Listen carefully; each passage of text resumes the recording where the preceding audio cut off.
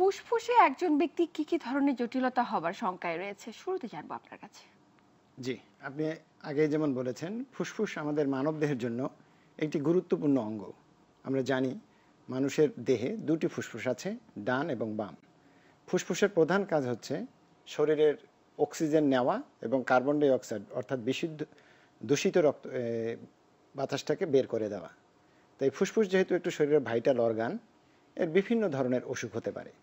প্রথমে আমরা ধরি আরটিআই, রেসপিরেটরি ট্র্যাক্ট ইনফেকশন, অর্থাৎ শ্বাসতন্ত্রের সংক্রমণ।